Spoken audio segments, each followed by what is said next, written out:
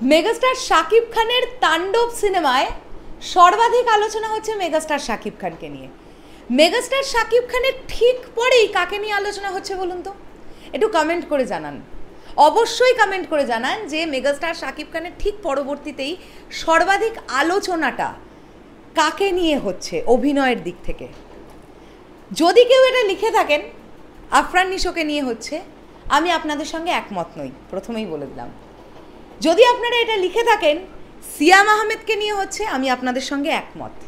এবার আপনারা অনেকেই বলতে পারেন যে আপনি কি ছবিটা দেখেছেন, তাহলে আপনি কিভাবে এখনই বলতে পারেন যে শাকিব ভাইয়ার পরে কে এগিয়ে আছেন অভিনয়ের দিক থেকে? ভাই, আলটিমেটলি দর্শক কিন্তু সর্বেসর্বা একটা সিনেমার জন্য।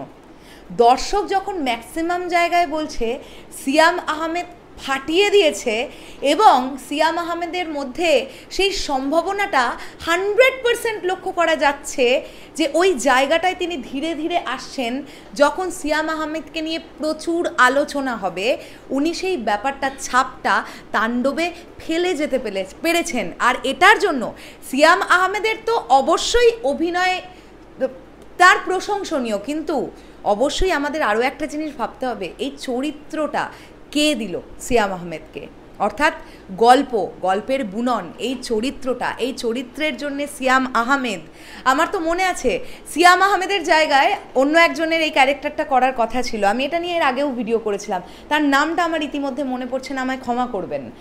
কিন্তু তিনি না করে সিয়াম আহমেদ যে জায়গাটা তাণ্ডবে এসে করে নিলেন না, এটা দরকার ছিল কোথাও গিয়ে আমার মনে হয়। বন্ধুরা, মেগাস্টার শাকিব খান তাণ্ডবে অপ্রতিরোধ্য, জাস্ট অপ্রতিরোধ্য। প্রত্যেকে বলছেন যে উনি একটা ইনসেন্ট পারফরমেন্স দিয়েছেন তাণ্ডবে।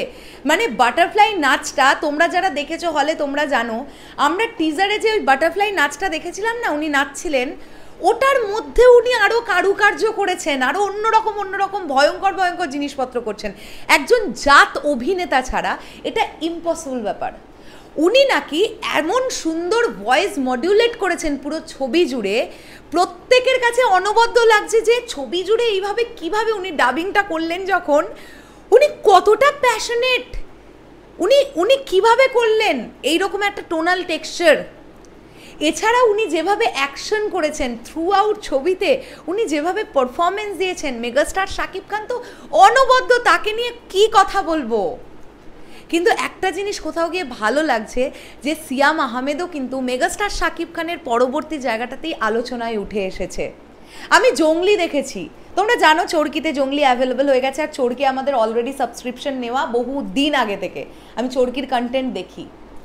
তো জঙ্গলি দেখেছি, জঙ্গলির রিভিউ যদি কেউ চাও আমাদের কমেন্ট করে জানিও, যদি তোমরা জঙ্গলি রিভিউ দেখতে চাও আমরা কিন্তু জঙ্গলি রিভিউ করতে পারি, ওকে? তো সেখানে আমি সিয়াম আহমেদের পারফরমেন্স দেখেছি, সেটা কেমন লেগেছে না হয় রিভিউতেই বলবো। কিন্তু এই যে সিয়াম আহমেদের কিছু স্টিল ফটো লিক হচ্ছে সোশ্যাল মিডিয়ায়, আমি তো তার লুক দেখেই চমকিত হয়ে গেছি।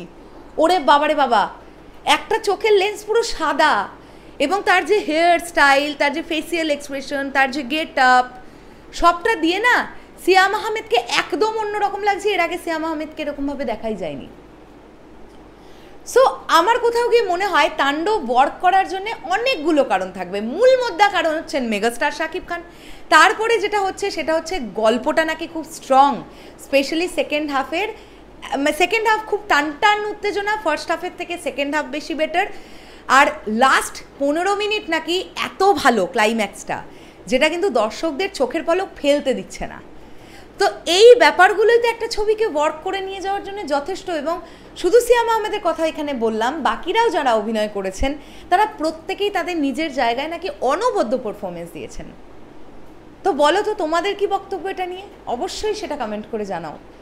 আর সিয়াম আহমেদকে সাকিবিয়ানরা খুব পছন্দ করে অন্য কারণে। সিয়াম আহমেদ সব সময়ের জন্য মেগাস্টার শাকিব খানকে খুব রেসপেক্ট করেছেন। মানে একজন জুনিয়র হিসেবে ইন্ডাস্ট্রির সিনিয়রকে ঠিক যেভাবে রেসপেক্ট করা উচিত, সিয়াম আহমেদ ঠিক সেইভাবে রেসপেক্ট করেছেন। সব সময় বলেছেন যে শাকিব ভাইয়াকে নিয়ে কথা কি বলবো, উনি তো আমাদের দেশের নাম্বার 1 মেগাস্টার, এটা সব সময়ের জন্য সিয়াম আহমেদ বলেছেন। দ্যাটস ওয়াই সাকিবিয়ানরা কিন্তু সিয়াম আহমেদকে পছন্দ করে, একটা সফট কর্নার আছে সিয়াম আহমেদের প্রতি। তো আমার মনে হয় সিয়াম আহমেদের এই সিনেমাটা তার কেরিয়ারের একটা ল্যান্ডমার্ক হয়ে গেল কোথাও গিয়ে আমার এটা মনে হয়। যদিও এর আগে সিয়াম আহমেদের দুর্ধর্ষ কিছু কাজ আমি দেখেছি, বাট সব কিছুকে নাকি ছাপিয়ে গেছে তাণ্ডবে তিনি নিজে। কতটা কি হয়েছে সেটা কমেন্ট করে জানাও তো। শেষ করলাম ভিডিওটা, আসছি আবার খুব শিগগিরই নতুন কোনো ভিডিও নিয়ে। তাহলে এখনের জন্যে টাটা।